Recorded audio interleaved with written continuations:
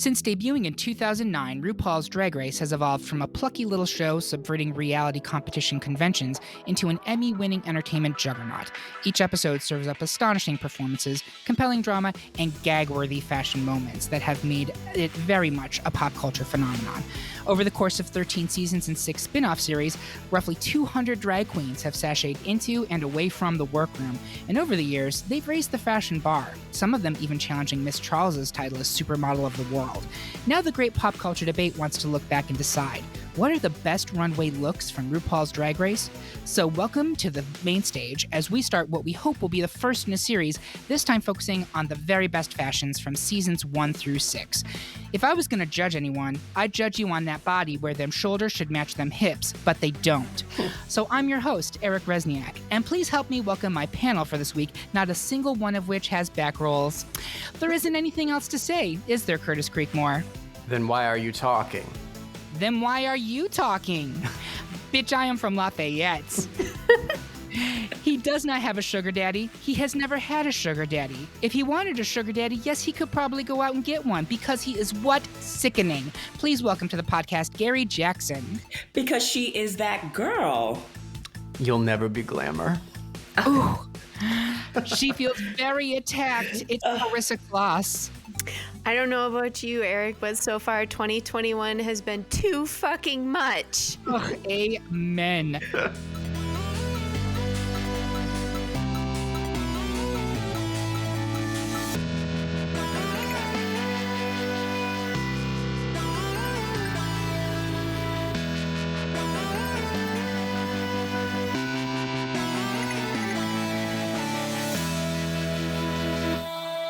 Before we jump into the debate, how does this work? Since this is a mini-sode, there was no public poll. Our panelists simply submitted their top 15 favorite runway looks from Drag Race seasons 1 through 6.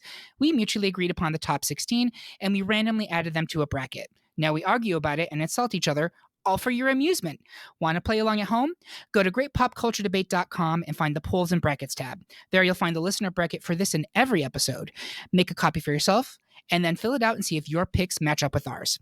And as I mentioned, we're hoping that this is the first in a series. Next, we hope to do the looks from seasons 7 through 12, and then All-Stars 1 through 6, and in short order, the international series. So if you're interested, let us know by dropping a comment on this episode at greatpopculturedebate.com or by shooting us a message on Instagram, Facebook, Twitter, or our personal Grindr accounts. With that said, let's get on to the debates. 3/4 of us preferred Trinity K. Bonet's Blood Orange Fantasy from season 6, episode 4, the best drag runway, to Milan's Janelle Monáe cosplay from the season 4, episode 5, Dress to Impress challenge. Karissa, why were you the sole visit to Milan? Why are you walking on this tightrope? Gary, explain why Trinity's colorful couture should advance. Oh. And I'm going to go with Gary first. All right. So on my bracket, I definitely have Miss Trinity going all the way because first, look at that color on that skin tone, baby. Like that red and that chocolate, perfection. I'll start there. I also have that the placement of those large flowers. They highlight her snatch waist. Those two things right there already sets Trinity's look apart from Milan's. And then I just love the layers and the train that she has on this red dress. It gives it more volume. It gives it more drama. And then the deep heart cut shape that she has going on there is perfection. She's dripping. She's dripping in rich women money. That's what we like to see. So Karissa, tell me about Milan, why you picked this one, because this is a fascinating pick for me. Yeah, and I think, so first of all, I have no problem with this not moving forward, and I know that I'm outnumbered here, but I think that this look is kind of the first time we've seen pants on the runway so far in this series. Is that correct? It would certainly be one of the first. I believe Raja wore some pants in season 3, but regardless, and Nina Flowers definitely wore them. Yes, Actually, episode yes, 1, season 3, yes. Yeah. But so it was a really ballsy move just for that. And then the way that she presents it on the runway, and then I very much enjoy the lip sync. That, of course, you know, I think if she wore this look in a later season, it wouldn't have put her immediately in the bottom the way that it did here. So I like it for what it is, and I think it was ahead of its time. I think this was a huge inspiration for that pants on the runway theme that we get in All Stars 2. You know, it's funny because when I was watching season 4 originally, Milan was one of those contestants that just did not stick for me whatsoever. And my impression was that I didn't think that she even she wasn't bringing great looks. I'll say that. When I rewatched it, Milan really impressed me, actually, with multiple looks. And she was, if anything, she was trying too hard in the challenges. But this one in particular, when Karissa nominated, I was like, really? But then I thought about it, and you're completely right. If someone wore this now on the main stage, the judges would be all over it. They would love it. But in season 4, this was considered verboten. I mean, don't forget, in season 5, Alaska nearly got into the bottom for being the boy farmer in the kids show challenge. They did not want to have any type of male gender bending. And now you've got people winning Snatch Game for playing male characters. It's a very different show than it was in the beginning. When the transformation was such a big part of it. Curtis, where are you on this? I think I just have to disagree with everything you all are saying. Amen, Curtis. I hate this look. I hate it a lot. I really don't care for Milan. I didn't care on the first watch through. She is grating to me, and I'm sorry, Milan. I'm sure you're listening to this because it's such a great podcast that everyone is listening to. But it's too it's too masculine. If she was going for a Janelle Monáe fantasy, where's the fantasy other than the face and the hair? It's just a man's body. Like, you got shoulders that don't match them hips. Like, it's straight up and down whole body. Get into it, Curtis. It's not good. While on the other hand, Trinity K. Bonet looks like a fucking, like she's on the front of a magazine. She is stunning. That is elegance. That is everything. So it's no contest to me. Thank you. For me, what makes this successful has more to do with Milan's presentation than the garment. If you're comparing garments, there's absolutely no question. And Trinity is giving us Womana, like she's stunning in there. So yeah. And I agree. Wanted to give this, pants some props here. I think it is just her trying too hard. I totally agree. We kind of saw it coming, seen it. But you go back to this Trinity look, the fact that she's giving you big hair, she's giving you woman, she's giving you ready to slay. Like, it's a competition. Like, you got to bring it. So, mini jewelry. And I will say this. So I am going to vote for Trinity, which is 3 votes for Trinity, 1 for Milan. Trinity will advance. Trinity was on a lot of our different personal brackets, but also a lot of different Trinity looks were on there. So for me, I was putting forward Trinity's black and white dice one, as well as her amazing Animal Kingdom pheasant look. But here's what I'll say for Trinity in this Best Drag one. A lot of times when Best Drag comes up, because it's a category almost every single season, the queens will come out and I'm like, this is your best drag. This is what you have. This is you. Like when Violet, for instance, in season 7 came out. I know we're not talking about the season 7 stuff yet, but it was like a beaded, like tube top, like palazzo pants and a top hat. And I'm like, this is Violet Chachki's best drag. This is Trinity K. Bonet's best drag. This is what she does. It is perfection. It's elegance. So I think it's fine. I think Trinity does deserve to advance no matter which one of the looks. But I just wanted to say that she got a lot of nominations. And no matter what, I think everyone on this podcast can agree she is one of the peerless fashion girls of Drag Race. Absolutely. Agreed. Next, we were unanimous in our decision that Chad Michaels' inaugural ball look from season 4, episode 9 was more electable than Sharon Needles' apocalyptic couture from season 4, episode 1. It wasn't until the blood finished gushing from my mouth that I even realized that Sharon was dead. But I do want to say, I was stunned when we finished putting together this top 16 at how many season 4 looks are on there, because again, going back to when I was watching these seasons originally, season 4 did not leap out to me as a strong fashion season, but Chad and Sharon really did bring it, I thought. Did anybody else have thoughts on that? I think I was the one that put this look of Sharon's on this bracket. I think when we all got to pick our extra special selection, this was the one. I still voted against it because of course it went up against the juggernaut of Chad Michaels, and Chad should have won that season. But Sharon's look Amen. is It's stunning. It's amazing. And she made it. Like when I was going through this and I was thinking, okay, which looks are better, which looks deserve to make it to this bracket in the first place, anything that was made by the queens gets extra points because they have a shorter time frame. They have broken sewing machines, as we've learned relatively recently. And that look is just, it's amazing. And it was the first spooky look of the series. So for me, like it wasn't close because I love Chad's look, and I'll talk a lot more about that later. But this look, I think, deserved to be here for sure. Yeah, and I think you point out that this one, I definitely also put a lot more weight on made by the gals in the workroom looks, because that to me is a whole different level than just I paid a designer to make this for me. But this look in particular changed the game in a very big way. Prior to Sharon walking out on this in that season 4 runway, ugly drag was not really done on this show. You could not go there. And this was a lightning bolt moment. And since then we've had many that, I mean, you could argue that Evie Oddly would not exist without Sharon Needles paving the way for her.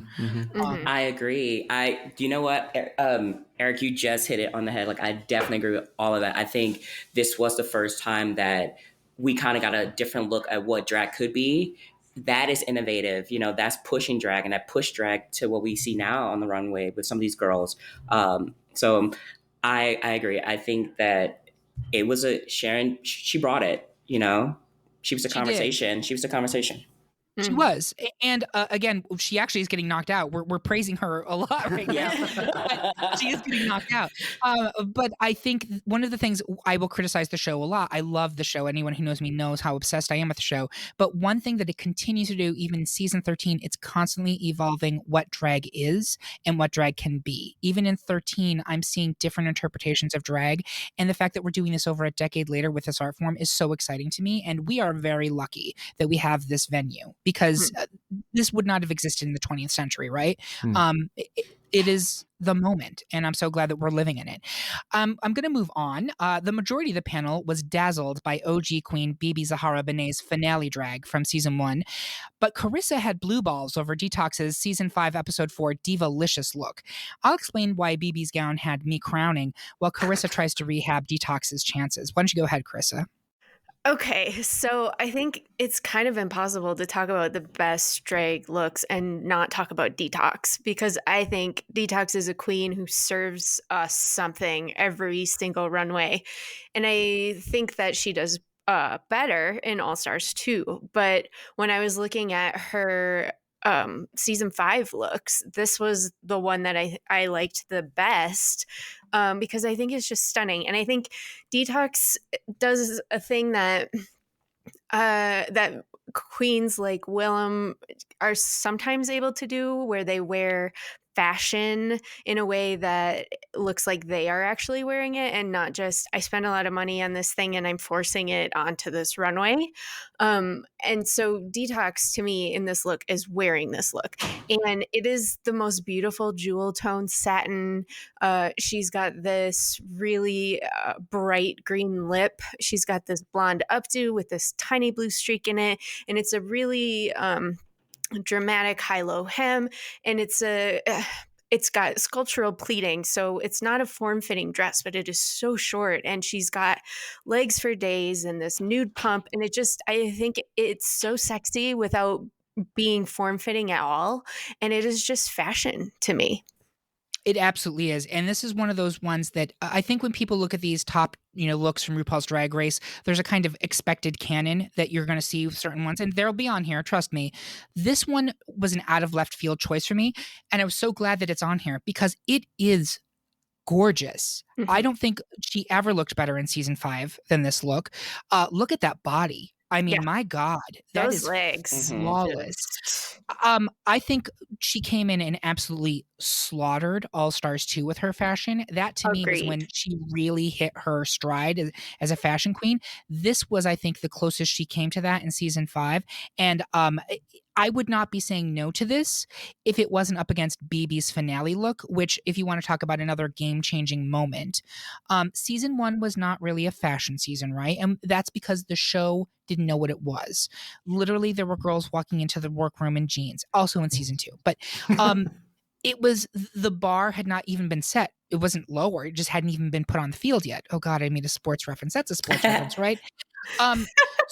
So when you're looking at season 1, and we looked at all the looks from seasons 1 through 6, there's not a ton of really stand-up moments, but all of them, I would argue, are BB or Nina. Those are the only two that I think had any fashion. Maybe Chanel, but that's a stretch.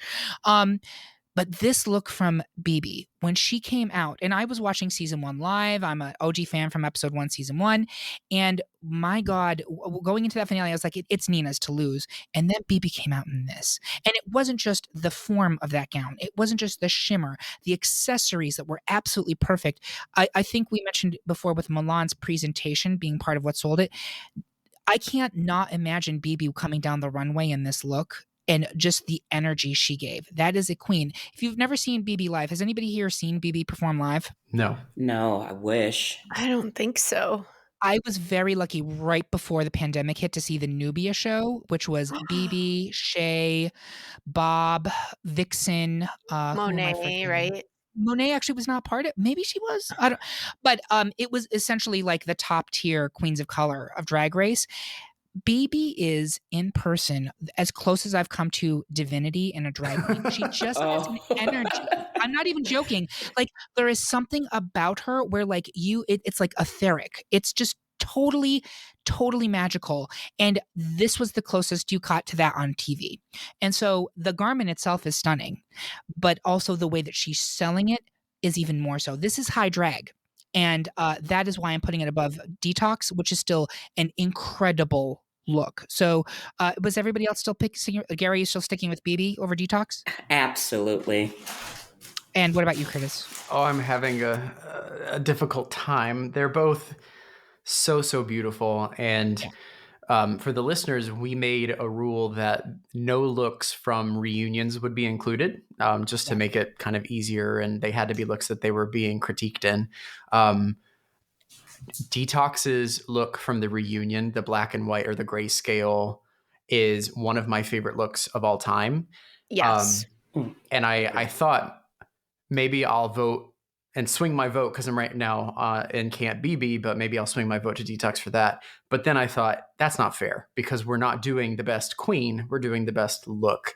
And I love Detox's look. I love that green lip. I think it's just so interesting and so beautiful. But BB is elegance embodied. It is just stunning. So I'm going to stick with BB. And here's the thing here. We only had 16 for 6 seasons worth of fashions. You're talking about 100 and something queens almost. No, not quite 100. Derek Barry was the 100th queen, but you're close. And, certainly hundreds of individual looks. There are no bad looks on this bracket, right? Even in round 1, we're going to lose amazing looks. And I think Detox is one of them.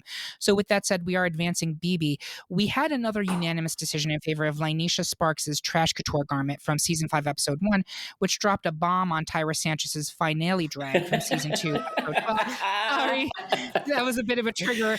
I do want to say, Tyra, so going back, I would argue that season 2 is the weakest in terms of fashion in the entire franchise. There's just not a lot there.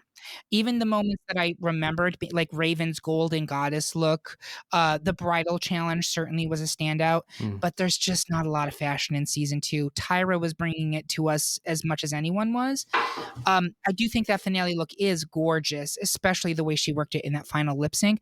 But to me, it was no contest against Linesha. Does anybody else have anything to say about Tyra before we move along? A lot. I second everything you just said. It wasn't wow. Like I really had a hard time as well, like pulling from season 2 looks. But honey, that look, Lanesha's look. That's what I'm saying. Yes. Yeah. It's incredible. I disagree with this look of Tyra's being on here at all because it's a bathing suit. It's a bathing suit with a capelet, and I am ashamed of you all. If anything, I mean, I'm not a big Tyra fan, as anyone who knows me knows. I think her wedding look was beautiful and could have made this top 16, but definitely not the finale. So I'm definitely voting for Lanesha. Karissa, anything else to add there?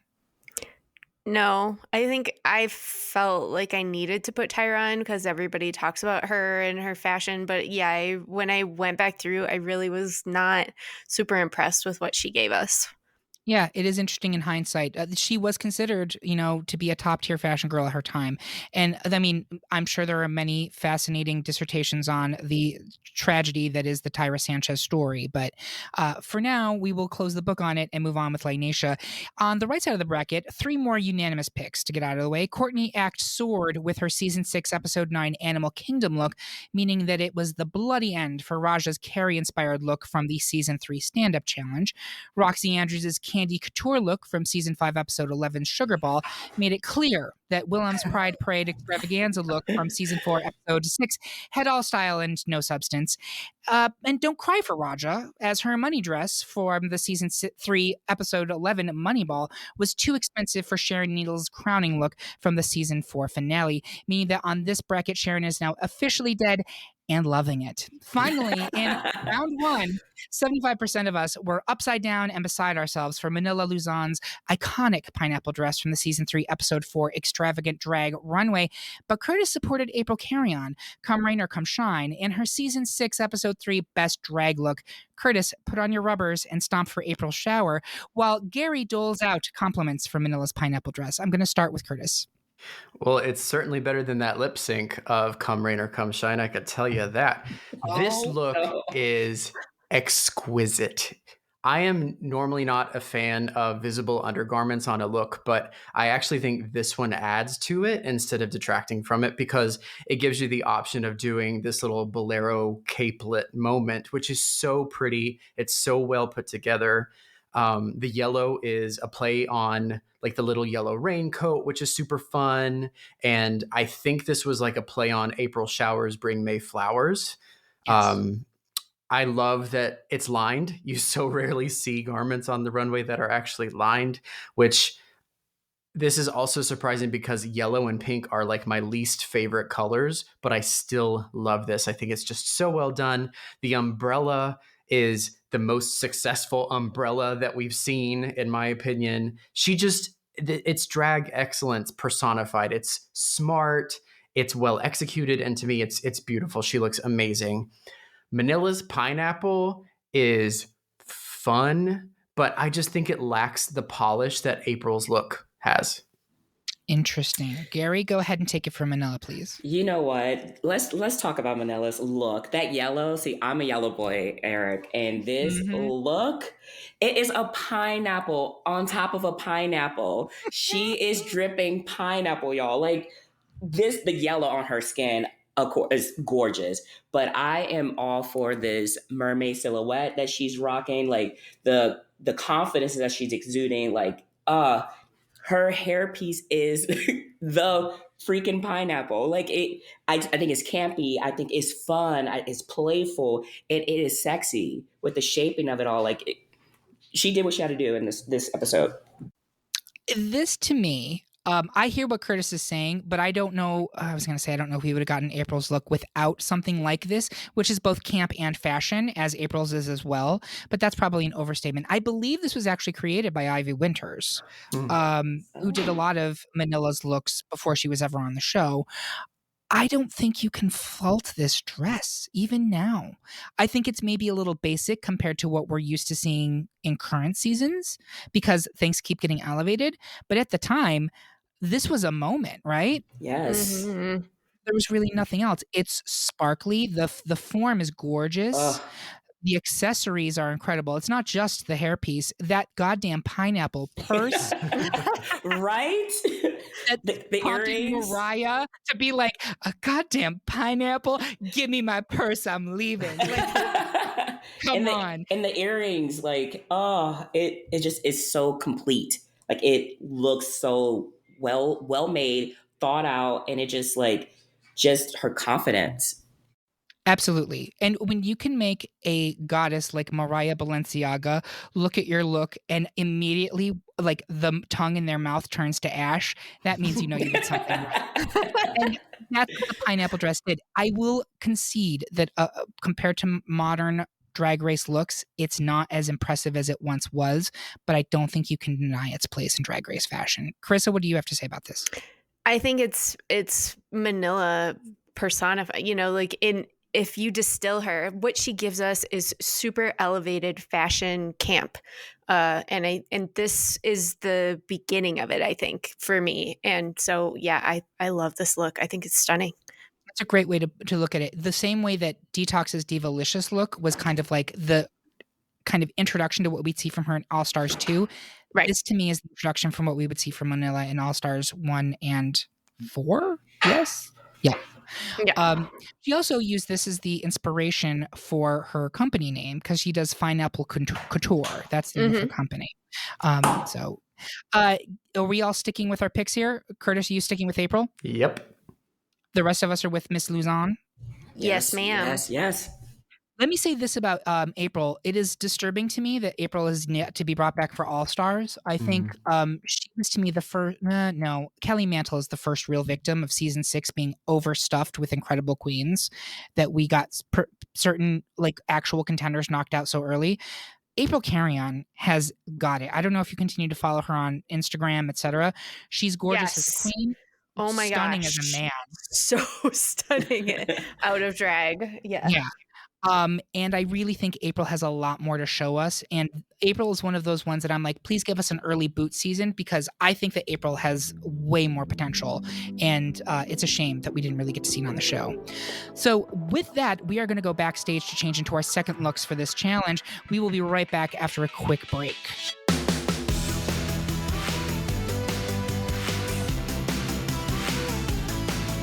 Hey, Kate. Hey, Eric. So I heard, and this may be true, that you were actually the Great Pop Culture Debate's very first Patreon subscriber. Was I? You were. You're not only a panelist, you're also a founder. Also a founder. I mean, it does give me a feeling of joy to contribute towards high quality podcasts like the Great Pop Culture Debate so that, I get swag. Yeah. What kind of swag do you get? You get a button.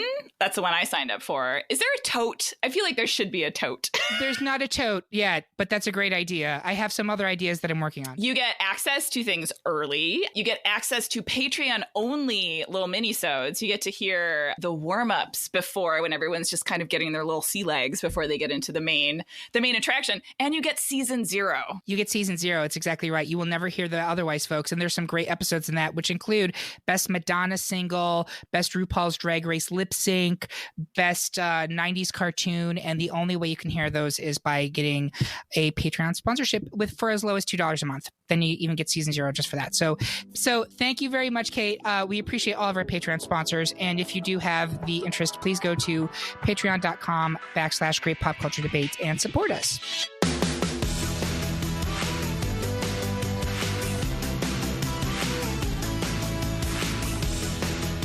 Welcome back to the Great Pop Culture Debates minisode on the best runway looks from RuPaul's Drag Race seasons 1 through 6. While the judges deliberated, in the gold bar, Mariah and Mimi I'm First got into it. Mariah saw the fishnets, and they were ripped. So we're going to start round 2 with another unanimous victory for Chad Michaels' inaugural look over Trinity K. Bonet's Best Drag Tangerine Dream, proving once again that Chad is indeed the first lady of drag. Did anybody want to change their vote on this one, or are we sticking with Miss Michaels advancing? As much as I want to root for my girl Trinity, that Chad look is unstoppable. Yeah, it really is. It's flawless. And I would say for all of you Trinity K. Bonet fans, let's see, this will be releasing sometime in March and April. I think you might be seeing her again sometime soon. So just FYI on that one. Next up, it's Lanesha Sparks' Trash Couture garment versus BB Zahara Benet's Season 1 crowning look. One was made on set from scraps, the other arguably the most expensive looking garment from the very first season. I will place a solitary pomp on my head and explain why Lanesha's trash is a treasure, while Gary will sparkle for BB's gem-colored stunner. Why don't you go first, Gary? All right, so it is just going back to what you said earlier about BB, but for me, it is that not only is she the first of her name, the first of her kind, like she set, like you said, she set the tone for what we should be looking towards RuPaul, like just further seasons or future seasons. What I love the most is how the light just hit that dress. Like we all know the little flossy looking thing that Rue had in the first few seasons. But this look on her was everything. That was it green, the color combination. Oh, and the blue, and oh, it was just beautiful. Everything about it was beautiful. And then just like the hair piece and that bun, like I just think that this look, I can just keep looking at her walk down that runway over and over. That's how gorgeous, confident, and just she was the winner. It was a look for me. Here's a funny little fact. When I was trying to find screenshots of the looks to put together for this, there is no single solitary screenshot of BB's look in this garment that I could find. Everything was just a GIF. And I think that is because you have to see this in motion. Like that is how Yes. it really is meant to be seen. I made a screenshot from a GIF, but I did find that fascinating that there's lots of screenshots of virtually every other look from season 1, but this I was only able to see it in motion, and I think that's the way it needs to be appreciated. That's But art. it's art. It absolutely is. I will say that I'm giving the edge to Lineysha here because this is also art, and it's art that she made out of wallpaper and in about like 6-7 hours. The accomplishment that Lineysha did here was gobstopping. And is that a word? Gobstopping is a word, but that's something that you put in your mouth, which is relevant for my interests. But I think I'm actually going for gobsmacking. But Lineysha really was incredible, and I don't think anybody saw her coming. The fact that she didn't win the challenge for this look is crazy. As a reminder, Roxy won this one. But my God, the color was gorgeous. It was this like iridescent purple pink fuchsia, I guess we could call it. The structured ruffle on there, the all the way up to the styling with the headpiece. This is incredible to knock this out in episode 1. And also, Lineysha barely spoke English. Like, she did this with a huge language barrier. It's not just an amazing look, it's an incredible achievement for a queen. And that's why I put it forward. What do you think, Curtis? I think even so far back as season 5, the producers were still getting their feet underneath them. And the fact that this didn't win just goes to show like they go into this with very clear storylines. And they did not expect Lineysha to do well at all. I mean, they brought a queen on whose set like first language was not English. She didn't have a great grasp on it. So they didn't expect her to do well or to go far, I don't think. And then she turned this out, and it is stunning. I was sitting here thinking, like, if she had different fabric, if she had actual fabric or anything else, and she made this dress again using something that was actually like expensive, it would be runway worthy. Like, it's still so good, but you know, you can see that it suffers a little bit from the medium. It's still so amazing. I love the middle part where she breaks it up from that shiny billowing wallpaper, I guess. I love the structure at the top with that, like the moment at her breast. It's just, it's so good. It's so good. So I'm gonna go with Lineysha. And how about you, Karissa? Yeah, I'm with Lineysha. I also will always give an upper hand to someone who makes their garment. So that plus the shoe and her hair, like it just you can't. It's so drag. I love it. I'm going to start walking around with a flip-flop in my hair at all times. Just so I could be like, it's fashion you don't understand. Sorry. Goodbye, peasants. All right, I believe that is 3-1 for Lineysha. Sorry, Gary, I believe It's all BB right. is knocked out. Next, we were evenly split between Courtney Axe Animal Kingdom costume versus Roxy Andrews' Candy Couture look from the Season 5 Sugar Ball. Curtis, wing it and advocate for Courtney, while Karissa puts the lick in licorice and makes love to Miss Andrews' confection. I'm going to go with Karissa first. Yeah, so I'm, in addition to being a very big fan of Drag Race, I'm a big fan of Project Runway. And they always talk about how the unconventional materials challenges are the most interesting for the judges, kind of for the designers, although frustrating for them, I'm sure, and for the audience. So this is the drag version. It's an unconventional ball material challenge. And this is incredibly successful. Roxy has body, yaddy, yaddy for days, and she knows how to dress it. She made a really smart materials choice in this licorice, in that it actually held together overnight. Like, Alaska is my favorite queen. I love her to death, but the cotton candy is not maybe your best choice, because we all know that once it's exposed to the air, it just like shrivels up. So Roxy, it's just, she made smart choices all the way through, and I think it shows. And yeah, it's a corset with stuff hanging from it, but it is so incredibly well done in an unconventional material that gives it the upper hand for me. Nice. Curtis, go for Courtney. Very few looks in the history of Drag Race have made me audibly gasp when they come down the runway, and Courtney's is one of them. It is such a well-executed look where it easily could have looked like Welcome to Joanne Fabrics, the chicken feathers are beside the fuzzy balls and the googly eyes. It's not that, it's the opposite. If anything, her makeup and that applique on her face are amazing. She, throughout the season, had been critiqued for relying on her body. And even though in this outfit you can still see her body, it's not all about her body. It's about accentuating what she has. And then the jaw-dropping moment when she pulled those cables and gigantic functioning wings spanned the whole runway came out. I was gagged. I was gooped. Like, it's one of, I think, one of my favorite looks ever. It's just so good. Roxy's dress, I mean, Karissa said it. It's a corset with hot glued candy rope. Like, yes, it was probably difficult to make. Yes, it is a moment. It looks interesting. And she made it herself, which, again, I'm giving her points for that. But it really was just gluing something onto something else. And even though Courtney probably bought what she wore, it was just such a moment that I give mine to Courtney. But that's also, her look is still, it's a corset with pull-out wings. And once you pull out the wings, then what? Like, you get the wow moment for the second that you do that, but then what? You can't even turn around. I think she can turn around at it, actually. Well, you need 8 feet of clearance on either side. But that's like the ultimate drag queen move. Like, exactly. Bitch, get out of my way. I'm going to hit you with my wing. Move.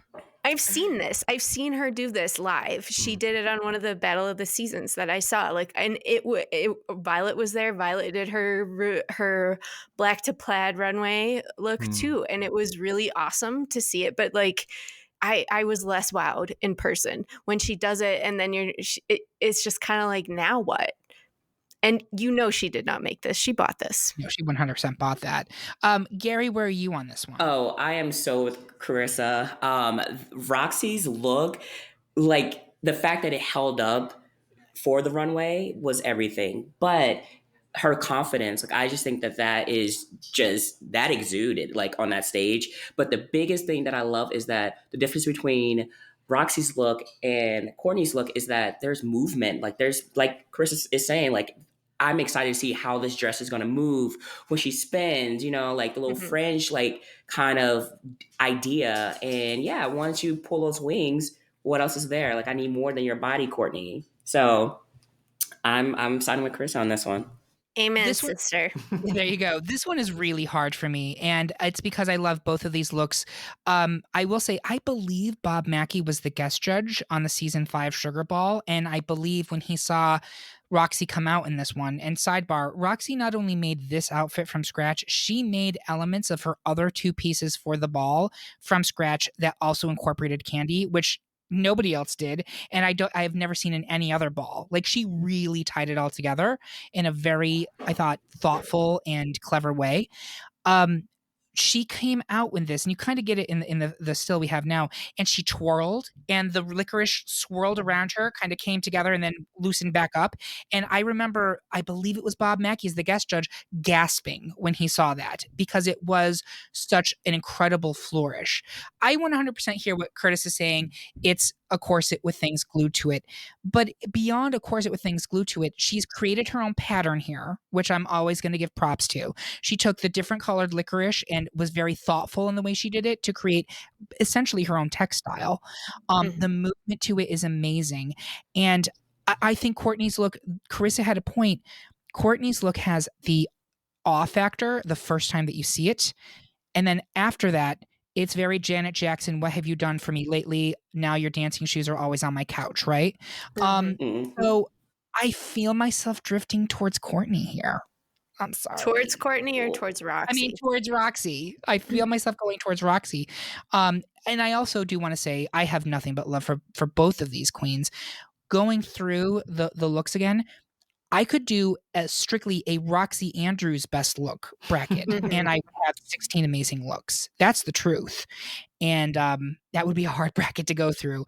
So, Curtis, you staying with Courtney? Yep, not a fan.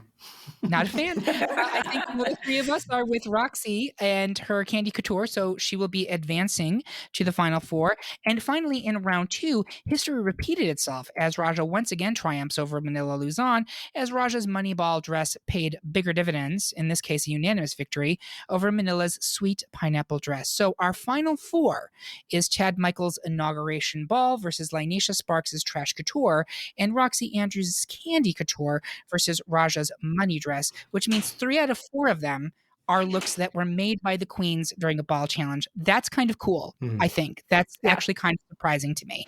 And we have 2 season 5s, a season 4, a season 3. It is surprising to me that we don't have a season 6 in here, as I consider that to be a strong fashion season. But in retrospect, going through it again, I have to tell you, viewers, I was a little bit surprised by how few of the season 6 garments stand up to me when compared to season 5 and even season 4, because Chad and Sharon both really killed it. Did anybody else have any surprises where they expected more from season 6? I think I just expected more from season 6 is because we have had all these other seasons and they're like, pushing the envelope and pushing the fashion and what we want to talk about more. And yeah, season 6 was just like, okay, we're waiting, girls. What you got? I think season 6 is one of my favorite seasons, and it was a season that was full of incredible queens. I thought that was the first one where you had really no obvious chaff, and it was just super stocked with major contenders. But I almost feel like the fashions often veered towards stunts as opposed to legit fashion. That's my opinion. Like, I'll use Ben de la Creme as an example with the Animal Kingdom runway. I remember thinking that fly costume was really cool, and I don't know about anybody else. When I was looking at it again, I was like, boy, that really doesn't hold up, does it? Well, it's all in the presentation, and it also, I think, is really successful. Like, she comes out and you're like, whoa, and then she stands up and you're like, it's like a Transformer moment, right? But then it doesn't, as a piece, without that, it's not really fashion-y. Right. Outside of Trinity K. Bonet, who do you really have? Like, you get this one look from Courtney, and then a lot of the rest of it was body, yaddy, yaddy, and she got red for it. And Bianca wore the same dress every week. So there's really not a lot. Like, Trinity turned some looks. She absolutely did. If anything, I would have had her on here multiple times instead of pulling some other people. But outside of Trinity, I don't really know that she had much fashion. Trinity's back is hurting, y'all, because she carried that season. She carried that season because I agree. Trinity, like, on my bracket, I had her going for a while, and looks. She was turning looks. She kept me excited for season 6. But other than her, yeah. It's fair. It's fair. But that I am not ragging on season 6. It is still one of my top 3 seasons. It will always be. It is peerless to me. It's just from a fashion perspective, I was surprised that it wasn't as strong in this bracket that I thought it would be. So with that said, our final 4, let's jump into it. Chad Michaels' Inauguration Ball versus Linesha Sparks' Trash Couture. I want to start here with Karissa. Which one are you going with? Chad Michaels for me. Chad Michaels is drag perfection for me always. And Chad Michaels in this look is drag perfection. All right. How about you, Gary? Where are you coming down here? I am also going to go with Chad.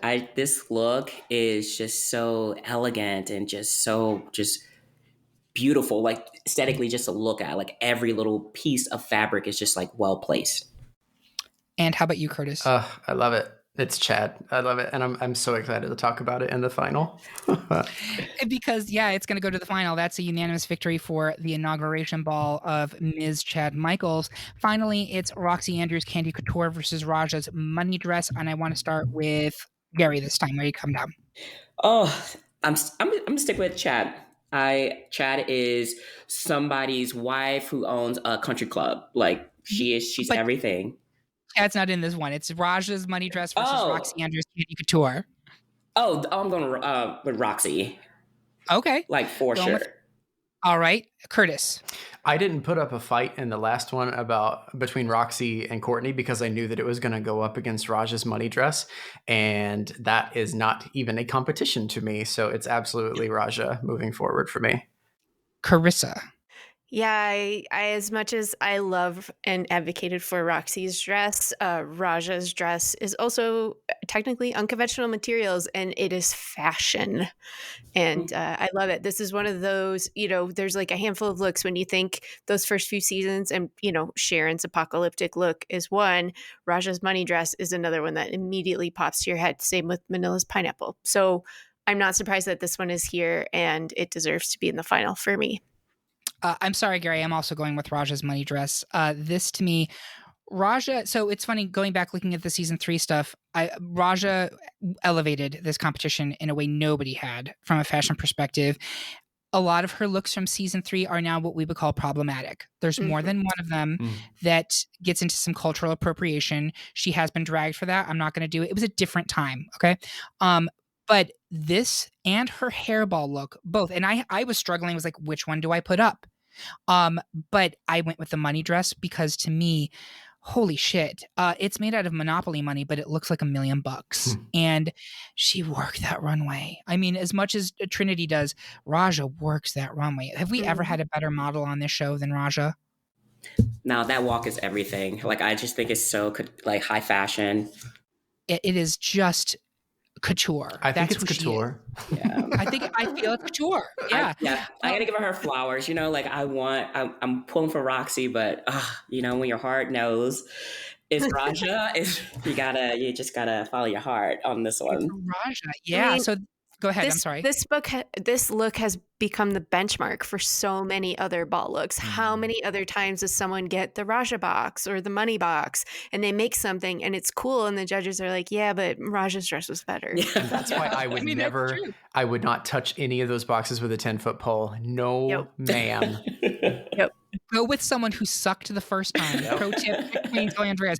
Go to someone who sucked the first time. Go for like the dog food box that what's her face? Not Tammy Brown. Why am I thinking? I can't. Robbie. The one who Robbie Turner, the one who made the fake Uber driver that died. Seatbelt. Yeah, that's what I was thinking. The Robbie Turner dog food box. Go for that one because that's going to give you opportunities for success. So that's a final 2 of Chad Michaels' inauguration ball versus the Raja money dress. And I'm going to go around the horn. First, I want to hear from Curtis. Which one's winning? Oh, God. Oh, no. Okay, so I haven't gotten to talk about Chad's dress at all. So I want to start with that.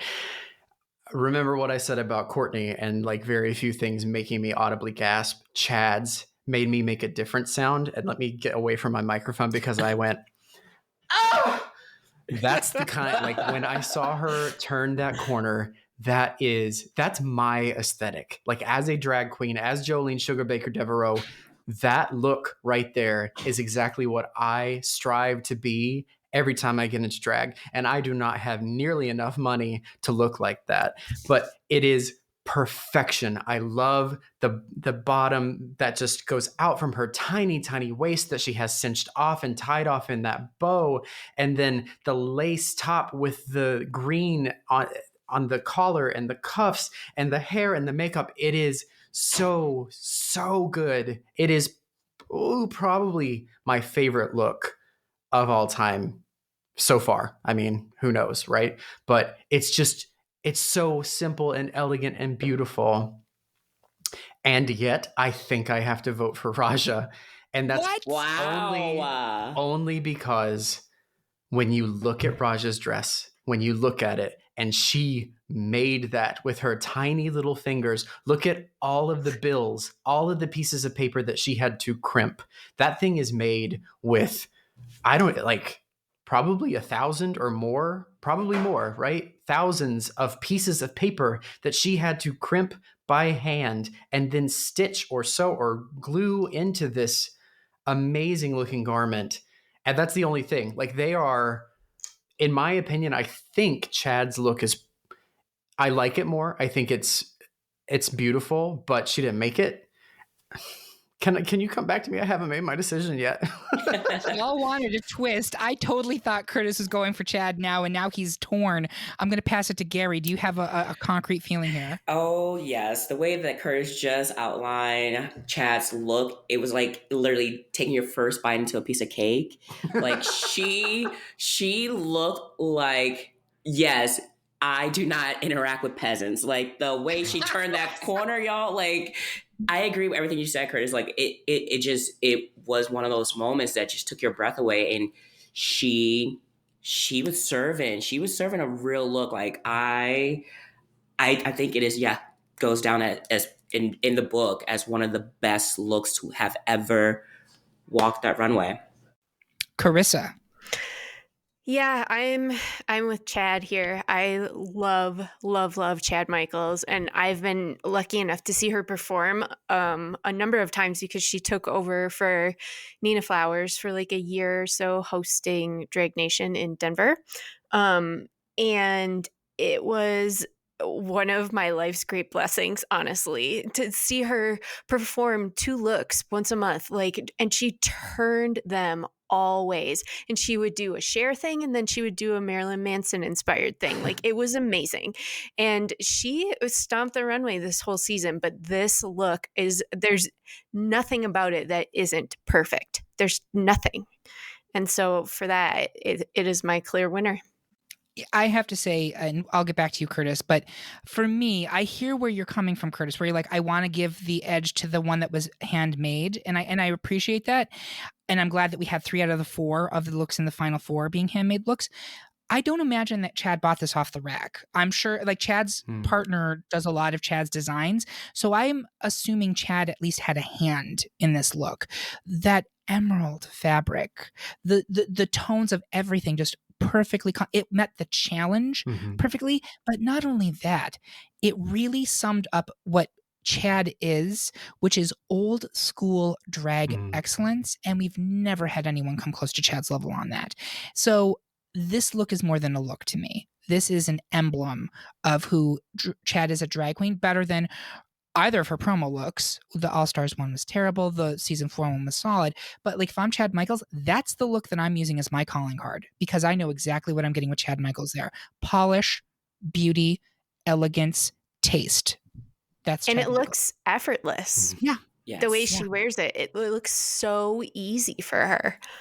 Absolutely. Curtis, have you made a decision? I mean, you all made it for me. It's, yeah. I thought, and this is stupid, I thought you all 3 were going to vote for Raja's look and I was going to be out on my little island by myself. So it's great to hear that I wasn't wrong to begin with. I love this look. Unapologetically, it's perfection. It is drag perfection. It's better than drag excellence. It's drag perfection.